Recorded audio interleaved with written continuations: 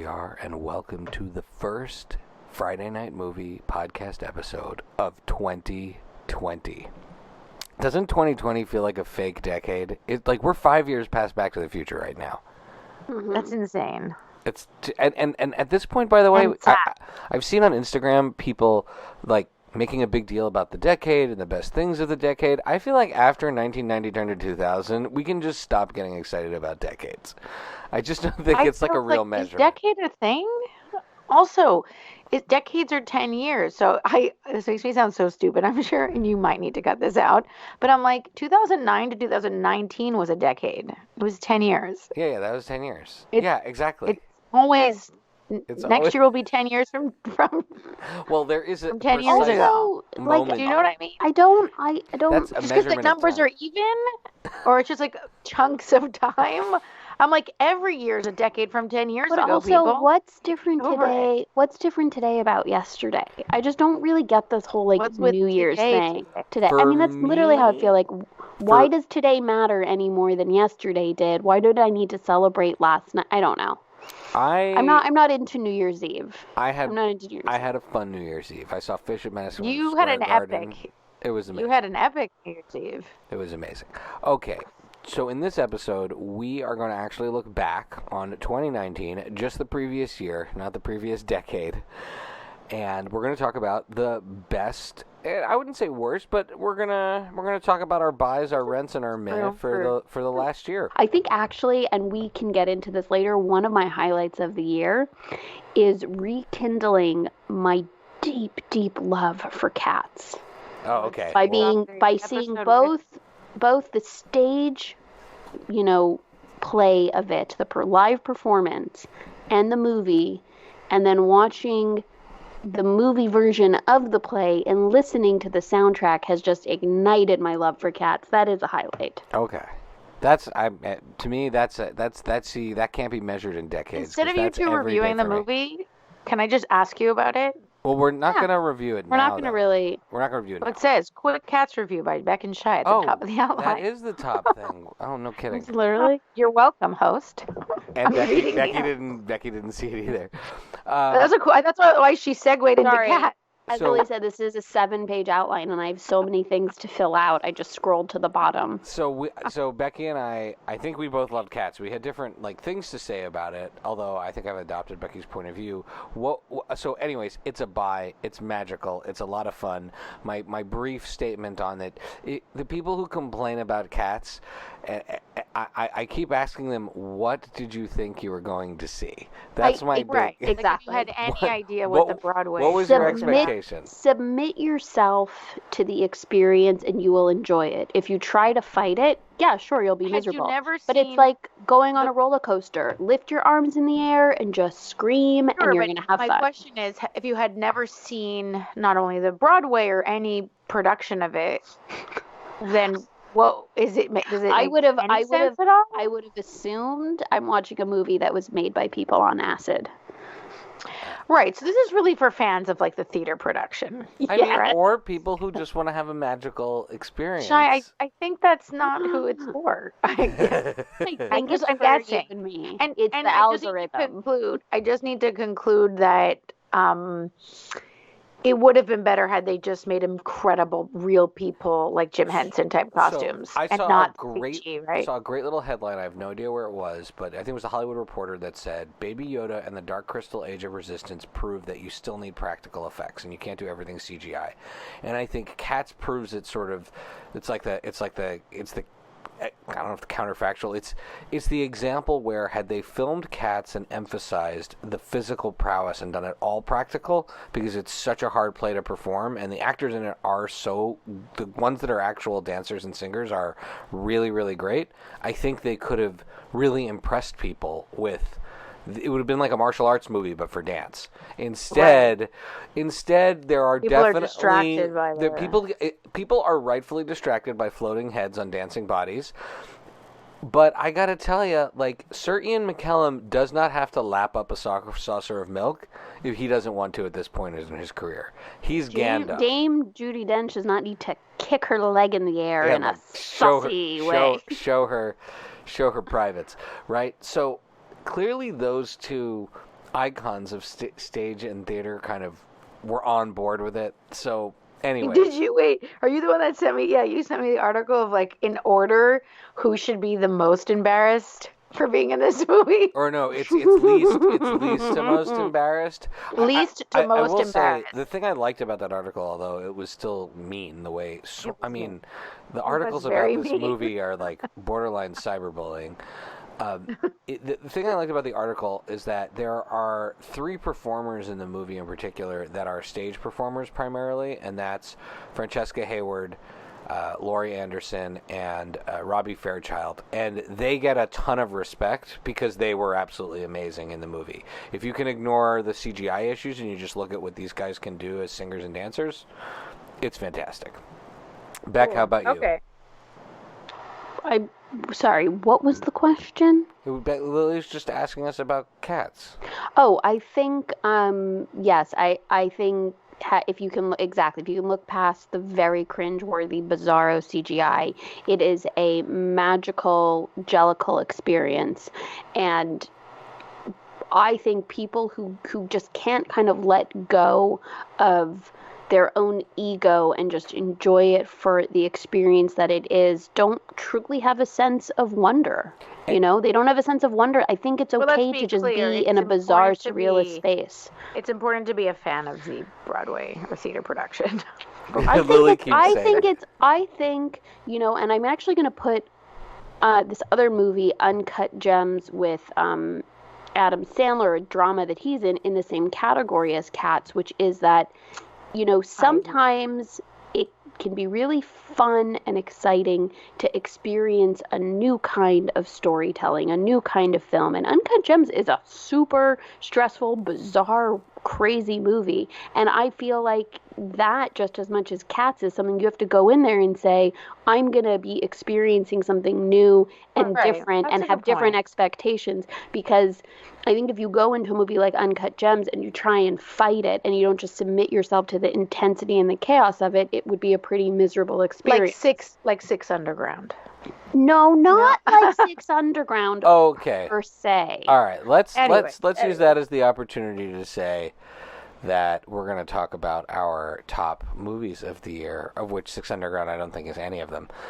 No, that goes in a different top category to discuss. So we're going to do the top. So our rating system in this family is buy, rent, or meh. So first, what are your top, buy being the top, rent being the middle, meh being the least good? What are your top buys of the year in terms of movies?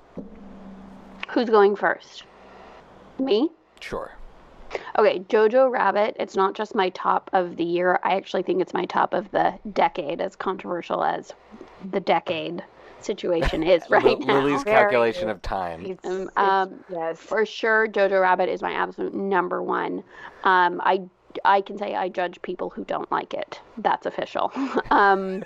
So Jojo Rabbit, Rise of Skywalker, this film called The Farewell, which I found so interesting and moving, and everything from the way that it's shot to the dialogue. It was phenomenal. With Awkwafina, right? She's so good. It is so good.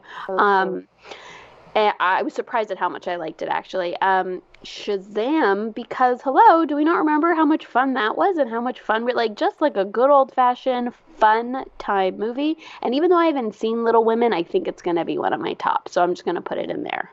Smart. Very That's cool. A safe bet. And I do want to give honorable mentions to Uncut Gems and Knives Out, which we can get into in other categories. Those are just honorable mentions, not necessarily my top ones. All right, Lil. Your top buys of the year. I'm a year behind because by the time I get a chance to see things, just do 2019, Lily. Just go quickly. Just go quickly. Saying, we have a lot of content to get through. I get it. I'm just saying that I got a chance to see a lot of the movies that are amazing. Giving you 45 seconds to name these. Just saying you had time. So I'm pretty sure I did it under a minute. Once Upon a Time in Hollywood. Ready or Not, Always Be My Baby, Marriage Story, Brittany Runs Her Marathon, Skywalker. Those are fantastic choices. I feel like we are giving people wonderful. You're giving people choices of top movies if they live in a foreign country. and don't get a chance to see all the big top movies in English. But I think those are great. No, these are all great movies. Choices. So mine are Jojo Rabbit as well. That is that's the best movie I saw this year. To be clear, it's probably on my list too. I just haven't seen it. Yeah, it is on your list. Will. It's good to have, your inability to watch movies is helpful for the audience because it gives a diverse palette. Rise of Skywalker, I wanted Rise of Skywalker was almost my number one just because it was such an emotional experience getting to it and through it, and I've seen it twice and I'm going to see it again. But Jojo Rabbit is a really impactful, powerful movie. Ready or Not was surprise, amazing movie. It was playing on the airplane when we flew out to see you back and on the way back, and I got so giddy when I'd see people watching it. Once Upon a Time in Hollywood, I think that's one of Tarantino's masterpieces. And then I'm going to go with Blinded by the Light. I loved that movie. That movie was a great movie. Encapsulates the love of music that a teenager can have. And a really special thing was that my second time I watched it with my kids. And what I found out on the flight back from San Francisco I asked my kids what they watched on their trip, and my older daughter said, well, I watched this cartoon, that cartoon, and Blinded by the Light. And I'm like, you watched all Blinded by the Light by yourself? She's like, yeah, it's amazing. So for me, that's a real special, because it's not a kid's movie, but it's a movie you can use to talk to your kids about a lot of things, about immigration and family and racism and music. It's a beautiful movie. Okay. We've said the nice things. She must have been confused, though, when the dad kept telling the son that Bruce Springsteen must be Jewish. I had to explain a lot, but you know what? People should watch movies with their kids anyway. It's an opportunity to teach, I think, all around. Very true. That's always been my approach, even with The Lion King. Okay. The biggest, we're not going to do Rent because that's sort of strangely in the middle, but what were your biggest mehs of the year, and how do you characterize that meh? Okay, I characterize my meh as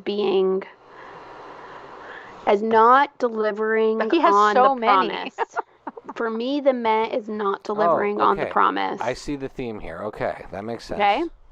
The King, which is a Netflix historical drama with Timothée Chalamet, which was just long and boring. Triple Frontier, long and boring. Six Underground, long and surprisingly boring for something that's pure action. Motherless Brooklyn, long and boring. So wait, I don't know. Edward Norton's directing debut. So here's the thing. I was so excited to see Motherless Brooklyn. I was so excited to see Motherless Brooklyn. I'd heard him talk about it. I'd seen the previews. I'd been reading about it. The first act is fantastic. The first 30 minutes, fantastic. It's 2.5 hours long. It's some long, convoluted historical, piece about, I think, housing in New York, or maybe building parks. I don't even know what it's about. I don't know what it's about, so forgive this is insensitive. When I see a movie called Motherless Brooklyn, I just imagine Dad being chased out of the house by a Nana. Well, and I wanted Dad to see it because it's about Brooklyn in the 50s. It was just all I can say is. Did you like it?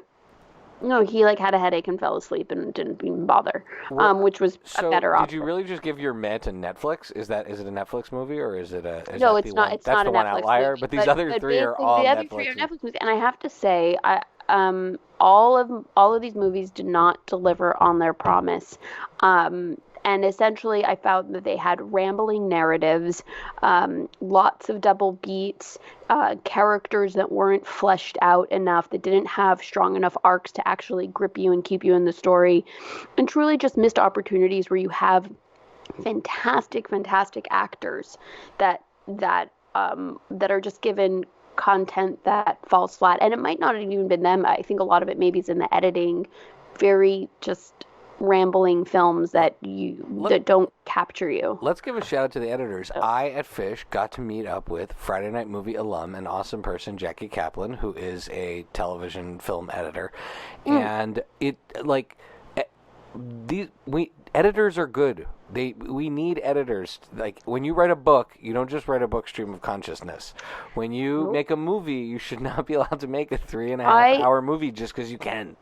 I assume when you see a movie that has poor editing, it's the director's fault. Like they're overpowering the editor because the editor Yes, like that knows how to they're edit. making the editor, they're making choices that are thrust upon the editor that ultimately that editor does not have creative control over. So when I'm criticizing the editing, for the most part, depending on the type of film it is, I'm like, so something like Motherless Brooklyn, I'm watching that going, wow, had an editor really been given, some power here, they probably would have taken out 40 minutes of this movie. When I was in Mexico with Allie and her family, and we rode on the van from the car rental place to the airport with Edward Norton, I got the sense that he was not a very, very succinct editor. Wait, what? How did I not know about this? I definitely did not talk to him on this. Because I have to tell you how I did not know you were. I have to tell you how upsetting it was for me, because I am a huge Ed Norton fan. I was so excited for this movie. I was so into the first 30 minutes, and maybe it's just postpartum baby brain where my brain is like scrambled eggs and I can't keep track of anything and you can't hold my attention. So I would say it's quite possibly my fault that I didn't enjoy it. And that it is a great film, but I could not sustain. For me, I couldn't handle 2.5 hours of that movie. Isn't he notorious for like messing with the movies he's on though? Like, isn't it American History X where the director asked his name to be taken off of it because Edward Norton took it over basically. All I know is that Death to Smoochie is amazing, and I need to rewatch that soon. That movie is amazing. I love Death to Smoochie. That is, I think, the movie that I think of as the most underrated movie of which decade? The 90s. Well, any 10 years before or after or during when it was created. When it was made, it's part of that decade. Or the 90s. Decades are very fluid. But also, it's such bullshit because after 2000, you're not going to be like the 2 to 10s. Well, they call them the aughts, teens, which is just a lot of. And now what are they going to call these? The teens? And now we're in the 20s again? Are we just starting over? Oh my god! The number of people I saw dressed up in flapper outfits because of the Roaring 20s. Oh god! They get ready.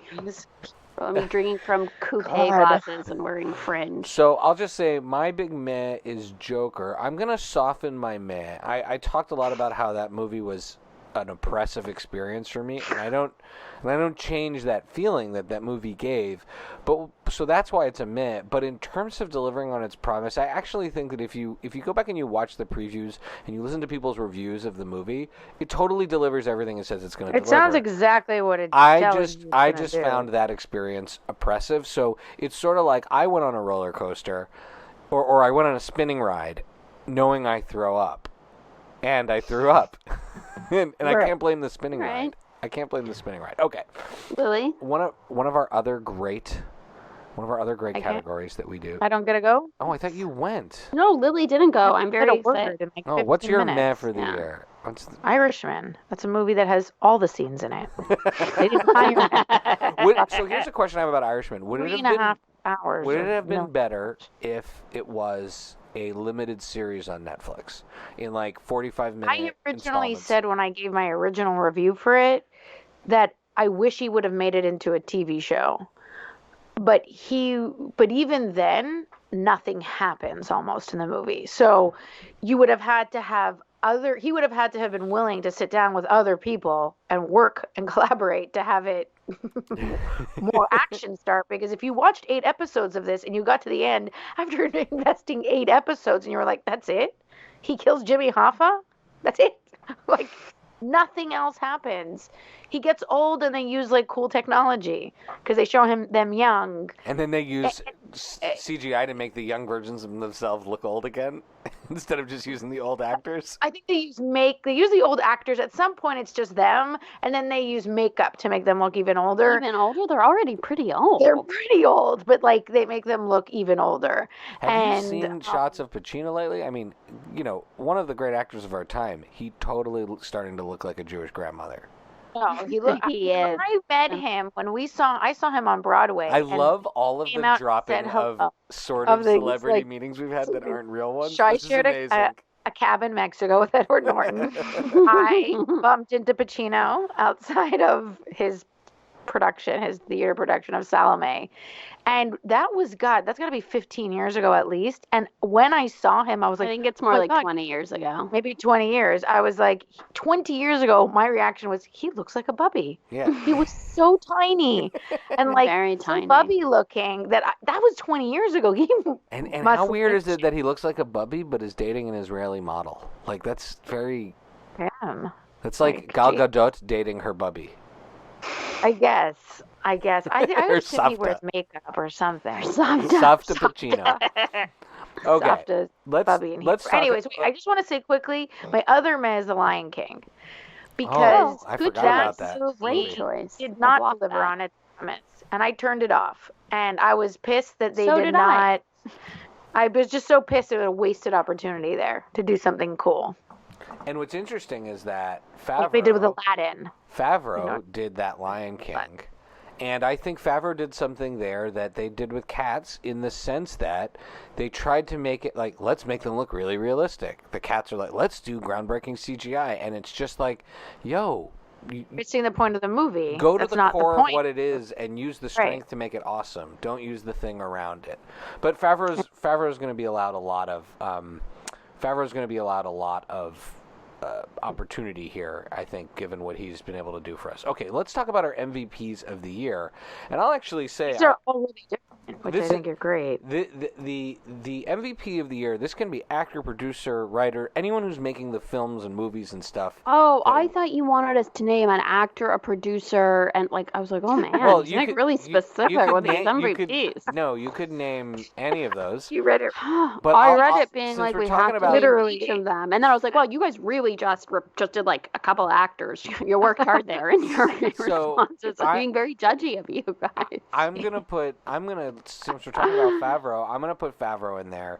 I think what he did with Mandalorian is absolutely magic, and to me puts him. So you're just gonna steal my answer. I just want to be clear that I came up with. No. Oh, he's on. Well, I'm sorry. I don't know who Favro is. Who's John Favreau? Favreau. Is that? He's Favreau. Favreau. I'll just say, if they do another Star Wars saga and it isn't J.J. Abrams and they continue the story of Rey, give it to Favreau. And then I'm going to say Daisy Ridley and Adam Driver. Their performances in The Rise of Skywalker were absolutely fantastic, and the way that story was told, it gave them a chance to really, really act. And I don't think we usually see that level of acting in Star Wars. That's not something we usually see, even though obviously we love those earlier movies. And to me, those two were just they helped heal my wounds with the Force. Oh, all right, Beck, hit it. So the kid that plays JoJo, Roman Griffin Davis, such a good choice. It's the best performance I've seen all decade. Um, and ever by a kid. Ever by a kid. Ever by a kid. More and than just forget about the fact Culkin in Home Alone. Yeah, even just forget about the fact that he's a kid, just of an actor. It's a phenomenal, it's a deep performance, it's a funny performance. So like he could beat out Anna Paquin for the Oscar for the piano. Times 1,000. His chemistry with Taika Waititi in Jojo Rabbit is just off the charts. And then moving on from that, Taika Waititi, his directing of both Jojo and Mandalorian, but really I feel like with Jojo, he is like the director of this time, like he's such a... The fact that he can do an art movie like that is so powerful and so funny and so different, but then dip into Thor Ragnarok and make, maybe one of the best his episodes of Mandalorian. Yeah. He bookended the season. He did the first and last episodes, and they're funny, they're sharp, they give you so much story, the way that he clearly can map out a story in his head. It's very elevated. So he's really my director. And he stays true. He is connected to his audience, I think, on a deep level. I would like, Shai, if you haven't yet seen Hunt for the Wilder People, and anybody else who's listening to this podcast, if you've not seen Hunt for the Wilder People, which is a movie he made with Sam Neill, right? Sam Neill? Yeah, Sam Neill. Sam Neill. Star of Event Horizon. Yes, Yeah, and the which I kid recently rewatched because of Shine. Julian Dennison, who's in Deadpool. Yeah, Deadpool Yeah, he 2, was that little Deadpool kid. too. Deadpool 2. This is a great movie, and you're like not surprised that. And I think Shy, if you see this movie, you'll maybe see how he could make a Jojo Rabbit, because this is not like your typical You can film. see his evolution. His evolution, but I think it really will flip you out even more because you're like, how could this guy be so diverse? But with that, I want to also talk about, so his episodes of Mandalorian are fantastic, but you have to give Favreau credit for the whole vision of that show. And so he's also one of my MVPs of the year, because as great of a job as Taika Waititi does with his episodes, the whole season has to hold together and be cohesive and be able to think about the whole narrative arc and then going into the next season. And so I think Favreau really delivered. And so he's one of my MVPs. I will say about Favreau, which I didn't know until you and I started rewatching the Clone Wars cartoons, which has relevant story to Mandalorian. He himself played the head of the Mandalorian Death Watch, which is the guy who holds the dark saber in the Clone Wars cartoons. So there is a connection there that is so incredibly cool and deep that I don't think anybody 100% expected, and it was amazing. Yes. Agreed. Okay, Lily, who are your MVPs? To me, it's Phoebe Waller-Bridge. She owned 2019. Not Phoebe Cates? No. Good old Phoebe Cates. There are more than one Phoebe, though. Not Phoebe and she is the Phoebe of this decade, if you will.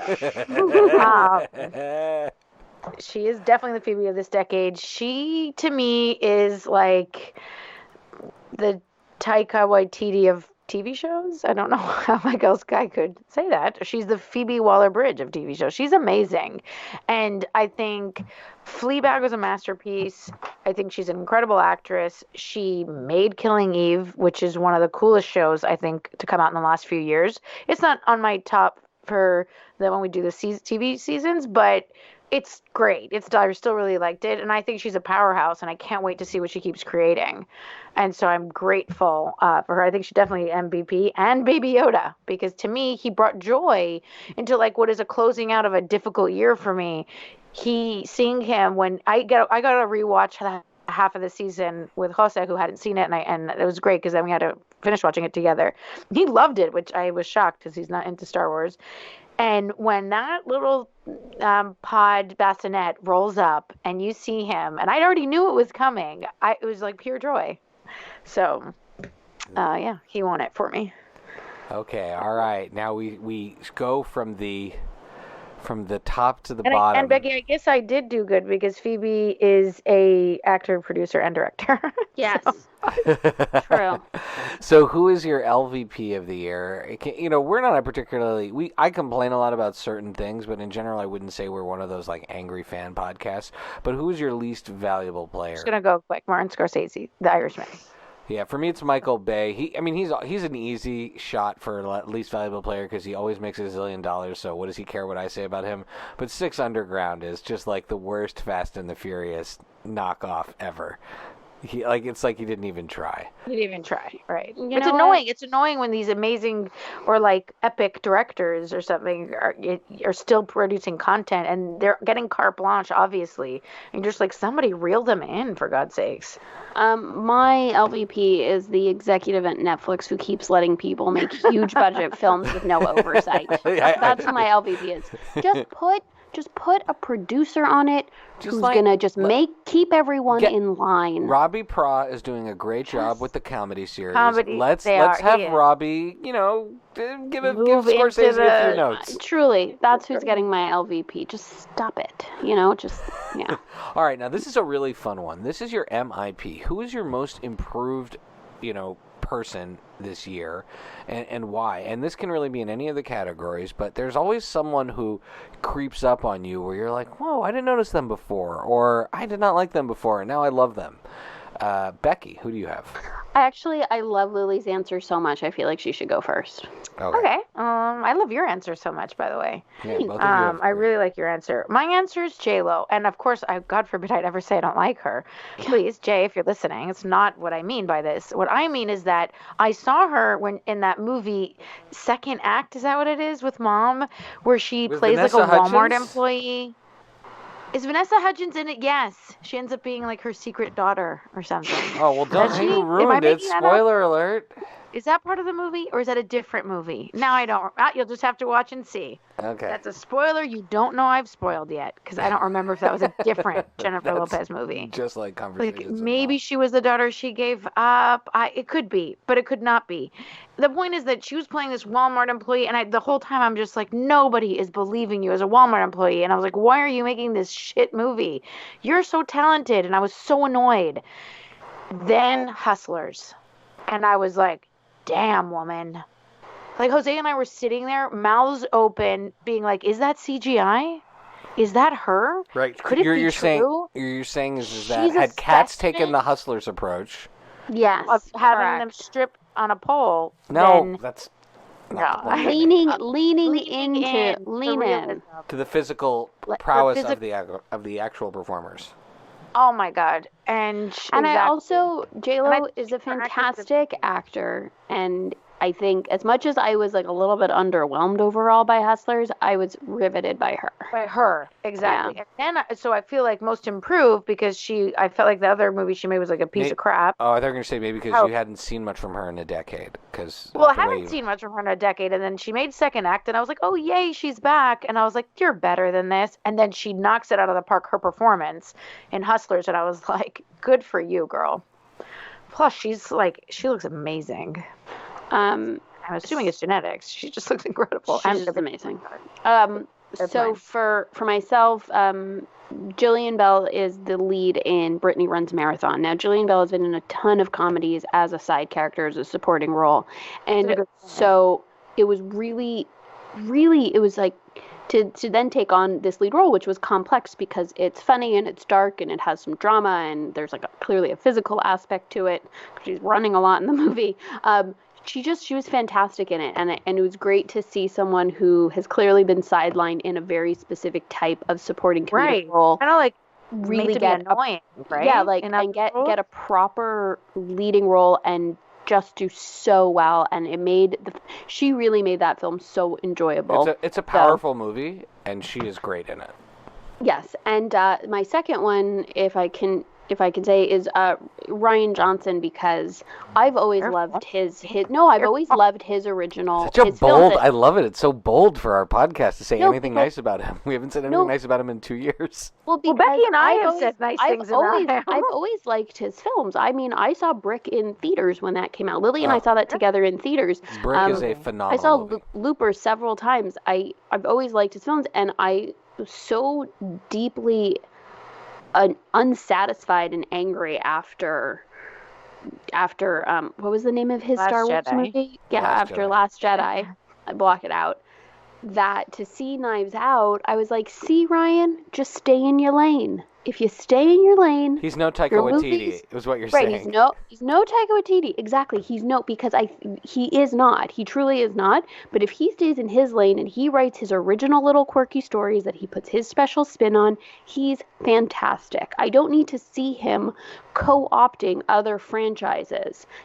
Stay with what you do, and you're going to do it really well. And he was an odd choice from the beginning.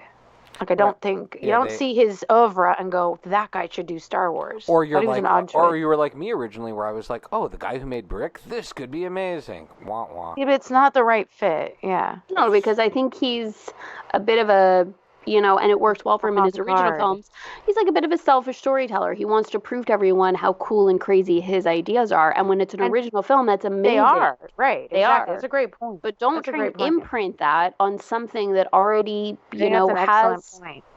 Mm-hmm. Anyway, right, like Taika Waititi doesn't make Thor Ragnarok into What We Do in the Shadows. There aren't vampires sneaking around breaking the fourth wall. It's just a movie that's like clever and it fits the Marvel thing and it elevates it, but it doesn't break it. Okay, for me, I have a really, really like this is a little small corner of my pop culture universe, but one that's very important to me, and that is the Goldverse, the Goldbergs, the world of the Goldbergs.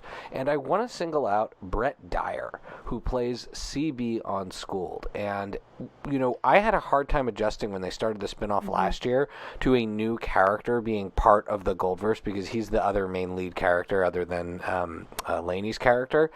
And in season 2 in particular, but by the end of season 1, but in season 2, he's been so lovable and awesome, and to me, like, really cemented his place in the Goldverse. And on the Goldbergs, on the Gold Nerds podcast, we talk a lot. Lonzo and I talk a lot about like which show won the week, and Schooled won a lot of the weeks in my mind because of how great Brett Dyer has been. And so that's my most improved of the year. And a little shout out for Schooled there. Okay. There's a lot of stuff we didn't see, especially Lily, because she lives in a third world country. What do you most want to see, starting with Becky, because I think you've probably seen the most movies at this point, and what's left on your list? Okay, so what's left on my list is, because I had a list and then I ended up watching most of them since I started it, but I would say Little Women, a movie called Waves. I'm not sure what it's about, but I've heard it's really, really good. What about that one where Harrison Ford and the dog... Call of the Wild. That's the book I always pretended to read. Can you just screen cap a picture of my face? Harrison Ford only does dog movies now. I want to see. There's another film called 1917. Sam Mendes made like a war drama. It sounds. I've heard it's amazing. Supposed to be amazing. That's on my list. That's all I can think of now. So I saw Parasite. The ones that were on my list. Yeah, so I saw Parasite, Knives Out, and Uncut Gems. How was Parasite? It's supposed to be amazing. I wish it hadn't been built up as much as it was, because I also heard it's supposed to be scary, and it's not scary. I think it's an incredibly interesting film, and it's very well done, and something people can talk about and break down and study for years to come. I wouldn't say it was my favorite film. I actually enjoyed The Farewell a lot more than I enjoyed Parasite. As far as, I guess, foreign films of the year, or yeah, it was really cool. It was really interesting. I'd say at some point watch it. It's pretty dark though. It's pretty demented and dark, just as a warning, but it's not actually scary. Okay, cool. Yeah. All right, Lil, what do you want to see? Jojo Rabbit, Parasite, Knives Out, Honey Boy, The Farewell, Uncut Gems, Dolomite Is My Name, and Euphoria as for a TV show. I've started on my list. I've started Dolomite a couple of times, and there's like an Eddie Murphy renaissance going on right now, and I guess it has to do with this movie. So I feel like every few years Hollywood comes around on Eddie Murphy and is like, you're a genius, and they want him to become like Robin Williams, the way Robin Williams only did serious movies, and he does something like this, and then he'll do another Norbit movie. But did you not? You don't like it? You're not into it? No. I want to see it. I just hadn't had a chance to keep watching it. It's not a movie I think you can watch with the kids in the background. So that means I got to get Allie to watch it, and then we have to have the energy. But we're deep in You're the Worst right now. Mine are Parasite, a little less so after Becky saw it and said that she said I wouldn't like it. Jay and Silent Bob Reboot, when that's available, which is next month, it'll be available on demand. Already pre-ordered it. Uncut Gems, I love Adam Sandler playing against type and showing his range. And then a shout out to our Take Two podcast buddies, Watchmen on HBO. I hear a lot of good things about it, and they're the first ones to talk about that positively, so maybe I'll get around to seeing that. I'd like to see that. Okay. Now, how about 2019? What was your best current show? Show that was going on this year, meaning the season that happened this year. So for me, I'm not putting Last Kingdom in this because I discovered all of Last Kingdom this year. I wasn't really watching the show this year. I was watching it after everything was over. So what was the current show that you were I can go into? Okay. If you want. Okay. I forgot to add The Boys because I really love that show. I feel like TV won for me this year over movies because I, again, didn't get to see all the cool movies that are out there. But to me, TV this year knocked it out of the park. I watched some great TV. I thought The Boys was so fun. My number one, is absolutely Fleabag season 2. Again, a masterpiece. I just so blown away by that. So that's up at the top. But then the other shows I enjoyed so much this year, if you have not seen these, please go and watch them. Sex Education, which is coming back January 16th. I'm so excited. Really? I'm so January excited. 16th. I'm so excited. I thought Russian Doll was so cool and different and creative. That this year, you're right. That was the beginning of the year. I watched that while I was recovering Amy from food Poehler and poisoning. Natasha Lyonne were so awesome, and they made that show. I really, in the end, enjoyed The Politician. I know that Josh Crew started watching. He's the only other person I know that's seen it and then dipped out. Some other people I know have seen it and liked it. In the end, I really liked it, and I'm looking forward to the next season. I want Becky to watch it, so I can please talk about it with somebody. I'm pro Ben Platt. He was going to be one of my MVPs, but then I was like, it's the only thing he's been in, so I don't know if that counts, but that I've seen. But he's fantastic. Mandalorian, obviously. Big Little Lies, I thought really brought it for season 2, considering. Really? I liked it. Yeah, I thought about it for a while. Maybe not so much for me. Glow season 2 also. And then Glow. I thought that was great. Season 3, by the way. But yes, that was fantastic. Sorry. That was the latest season of Glow, which again I figured, I don't know if they can keep it up, and they really made it. Well, they're doing one more season, and I feel like they will give us their all. Right. It's going to be fantastic. And then I can't really put this on the list, but I'm just going to mention it. I started The Witcher with Jose, and I'm very confused. How is it? I'm very confused but intrigued, so I'm still watching. I think I'm going to watch it. It was a turning point for me. So episode 4 I thought was cool. I know a lot of people. They're all. I know a lot of people who are into The Witcher. Lindsay, aka Aphros XII, really love the video game series. People are very into it. People are very into it. But I'm surprised. Because of the video game and the books. So I read the description of it on Wikipedia, and I'm surprised you're watching a show that's about the Nymphagorians or Nymphalomagians. What are the names of the hexologists? What exactly are their profession? I mean, there's some very, very, very weird stuff. There's very weird stuff. I can't tell you anything about it. I just can tell you that it's interesting. I'm interesting. And Henry Cavill, is that Cavill? He's good. He doesn't talk very much. He's good with the bold stare. And apparently people who know the character from the books, the series, say that he's perfect for the role. So I'm like, good. If they say it's perfect, it's good for me. I'm like, he's doing a great job as this Geralt of Riviera, or whatever his name is. Rivia. Yeah, Nymphadora Tonks. Whatever. Oh my God, guys, I have no idea what you're even saying. What are these words you're even saying now? We have time. Hufflepuffs. Are the Hufflepuffs in it? I don't know. I'm not making anybody watch this show. If somebody else watches it and wants to chit chat about it, I'm open to it. And I'm just going to quickly say, looking forward to Sex Education, Outlander back in February, Billions, and Last Kingdom. So that's what I'm excited to get for 2020. So for me, Mandalorian, Schitt's Creek.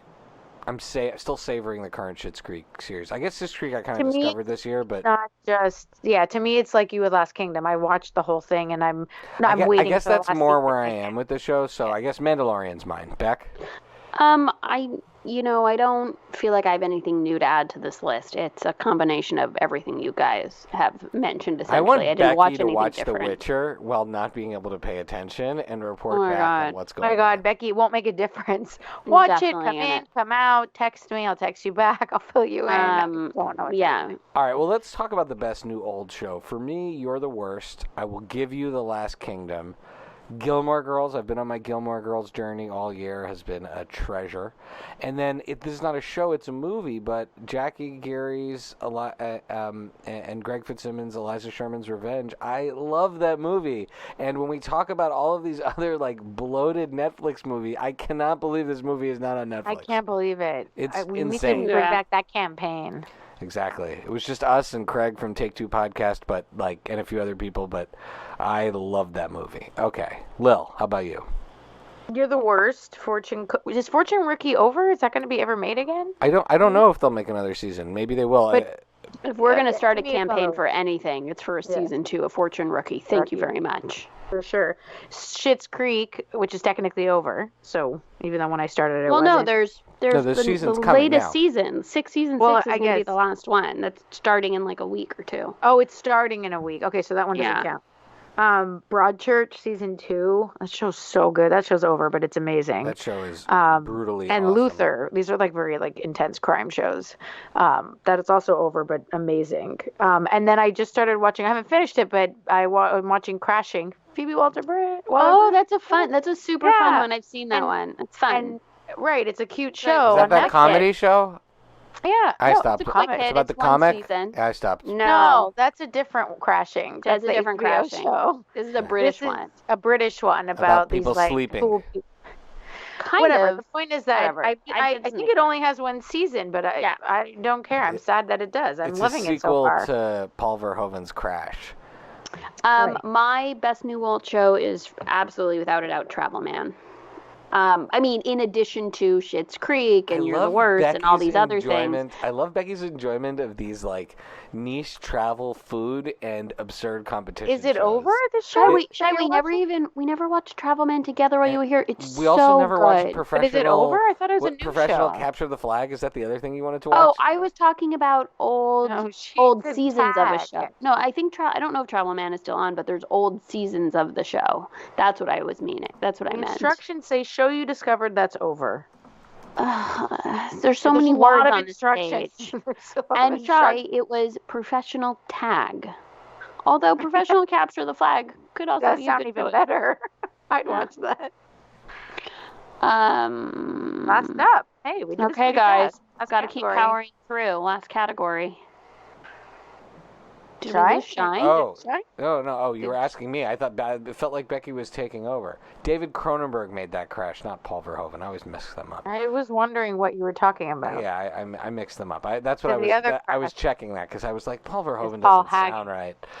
Okay. Paul Hack is the other one. All right. Now this is going to be fun. This is a lightning round of... Wait, did I go? Yeah, I went. We all went. Okay.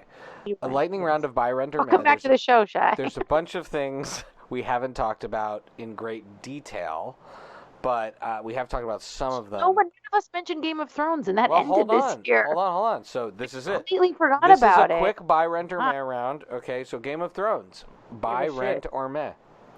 Rent. I would not say to somebody like Lost, don't fucking watch that show. The ending is so stupid. Don't invest. I'm not going to say that about Game of Thrones. Like, I think if you can watch it for free, watch it. Cool. But borrow someone's password to watch it. Borrow someone's password to watch it. Don't buy all the episodes. Spend $100 on like on 8 seasons or 7, whatever. I was hanging out with Josh this weekend, or this week in New York, and he made a really good point. He said the show really ends in that episode where Arya, spoiler alert, kills the Night King.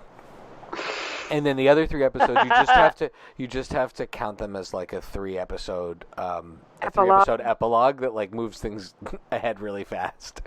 That they just decided they couldn't, pay for more, and so you just have to treat them that, and then like maybe there'll be some comic books or something to fill in the space about what happened. Okay, so Game of Thrones, I'm with you on Rent. I think overall that's been my attitude towards the show the entire time. There are some amazing episodes, but overall it's solid, but it's just not. I don't live or die by that show. Yeah, Beck?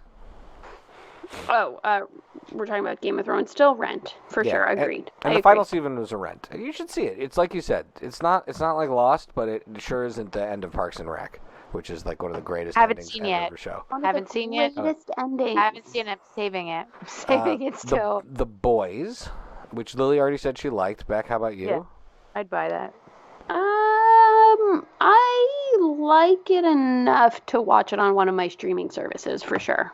Yeah, to me that counts as buying because you pay for the buy. It's like a buy. It's like a rent plus buy. Yeah, I think at the time I was super into it for sure. I like it. I don't know if I would get a streaming service No, that's not what we're saying. We're saying that. So there's another one in here that we're going to talk about, which is Cobra Kai. Whereas Cobra Kai is one I have YouTube Premium just to watch that show. I have Stars just for Outlander. It's true. I keep that, and so The Boys is really good, but it is like a complement to all the other great Amazon shows like Goliath and Bosch and the like. Okay, now how about Cobra Kai? For me, that's hardcore buy. They just put out DVDs. I'm hardcore considering buying the DVDs so I can get the special features. I agree, you should, and I need to see if there's a bloopers reel. I really want to be a part of it. And because of, spoiler alert, what happens on The Boys, we know that Elizabeth Shue is available for Cobra Kai. Yes. So hopefully she'll make an appearance. Yes. Okay, so, all right, Cobra Kai. Now, Dark Crystal Age of Resistance, definitely a buy for me. I love a good puppet drama.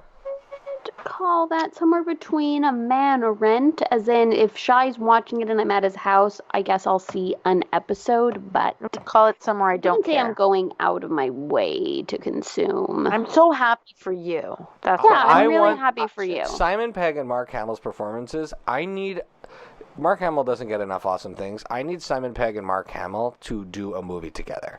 They could just be like two old guys running a flower shop in like rural England, and it will be amazing. Like it's just Netflix. They make all kinds of stuff. That would be right. That would be a Netflix show. Make it a Netflix movie or a show. 90 minutes, no more. Just the two of them being awesome and hilarious. Okay, Lily, how about you? Dark Crystal Age of Resistance. Lots of puppets. I don't care. As long as you're happy, I'm happy. Okay, Aladdin, the remake of Aladdin. Buy, and I've seen it now 3 times with my kid, and buy it again. Will Smith is a treasure. Agreed. And the guy that plays Aladdin and the one that plays Jasmine are so charming. So charming. And that cute Aladdin kid, love it. Great. Buy for me too. And I love Naomi Scott, and I love the new song, Speechless, I think is what it's called. I like that song a lot. It's called Speechless. All right, what about the Deadwood movie? We're a big Deadwood family. I didn't see it, so can't. I didn't see it, but I'm gonna buy it just on the assumption that it's good. I'm gonna buy it, and Howie recently watched all of Deadwood and watched the Deadwood movie. I have to watch it. He really liked it. So Howie... I'm using Howie as a proxy for other people as a buy because he's got good taste, and I'm really glad he liked it. How about Us? That was one we devoted almost a whole episode to. I'll rent it. Rent. For me, it's a buy. I think about that movie every couple of days. I think about that movie. It is so haunting. Lupita Nyong'o's performance in that movie is so she is phenomenal. Haunting and amazing. She's just incredible in that movie. Like, just it freaks me out all the time. I'm like, what if the Untethered are somewhere? I'm like, what if the Untethered are somewhere? What if there's just like a basement and there's another version of me just banging his head against the wall? You can't see scary movies. That is something you would worry about. Let's wrap up. Should not see scary movies. Let's wrap up with one of the all-time most loved shows. I forgot to add this on. This should have been on my top list on our podcast. It's an error of lack of memory. It's been a long year, Lily. We know it's been a long year. We know Alana is watching this somewhere. Let's talk about Money Heist Season 3, where in order to get their friend out of jail who got himself in trouble, they decide to rob a bigger thing than they robbed before. Exactly. I don't know. The end of that season, not much of a cliffhanger. Everyone was really in the shitter at the end of that season. I don't know how they're going to get out of it. Talk about LVPs. That inspector woman, she is one of the dumbest people. The characters of all. The character. Yeah. No, I'm sure the actress is a lovely human being, but that character is truly one of the dumbest. The one characters. that's pregnant? What? No, the inspector. Oh, no, not that inspector. Oh, Raquel. The love interest. Raquel. Lisbon, guys. Her name is Lisbon. So, to me, that's a red to meh. I think those first 2 seasons were like amazing, and this season is, I'm very confused. Did somebody die at the end of the? Yeah. Nairobi. Nairobi died. Helsinki died. No, they killed. They killed Nairobi. The evil cop. I don't know. They trick her into going to see her son from the window. Oh right, and they shoot her. And then they shoot her. Yeah. Ooh, I mean, unless. And Helsinki also dies. Did he die? No, he doesn't. I think Helsinki. No, I don't remember. I think he died. See, all right. Oh, and then let's actually the bigger one, pop culture wise, is Stranger Things season. I thought it was okay. What season was that? 2 Come or 3? on, Scoop Troop. I loved that Scoop Troop. Maya Hawke was a cool. I'm like love that she was introduced into my pop culture world because she's amazing, but. It was okay. I'm not that. I saw it. Very interesting to see our enthusiasm in the moment versus several months later when we can't even remember that the content exists. I think I liked it. I just don't think I was great. I don't think it was the greatest thing ever. Stranger Things was this season 2 or season 3? 3. So Stranger Things, I feel like Game of Thrones for sure, in that 3. it's a solid rent. I love that there is a thing everybody is watching. I love these pop culture things that everybody's into, but I'm not super invested in it. I really love 11 and Bobby Millie Bobby Brown. I was like Billy Bobby Brown, Billy Bob Thornton Brown, Millie. But I think that one is an especially meh to rent that season, not the show. The show overall is a solid rent. Right, yeah, but that season is because of how they did. What's his name? Hobbs and Shaw. The Harbor. No, what's his name? Hopper. David Harbour. Hopper. They did Hopper so wrong in that season. They made him such an oaf that I didn't love it. All right, well. With that, you have any? We've a lot of shout outs throughout this episode. What do you have any specific shout outs before? Yes, I do have very important shout outs. I need to give the biggest of all biggest 2019 shout outs to Mom and Dad for coming to Berkeley and basically saving my life over the last 5 weeks. And then that time they came to the All-Star Comic-Con with us. And then to the other Comic-Con on their anniversary. They have been their most supportive selves. They get up every morning with my eldest. They help. Mom stays up almost every night late holding the baby so I can sleep for a couple hours.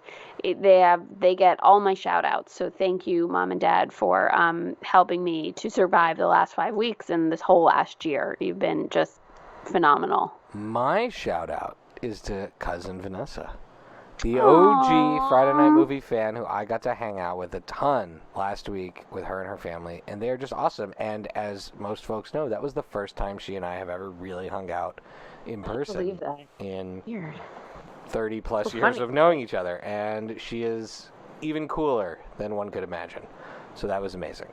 So I'm just going to leave it at that, although there are tons of shout outs I could give. I'm going to leave it at that very important one. And of course you two, my sisters. Oh yeah, I mean, sure. Yeah. Sure.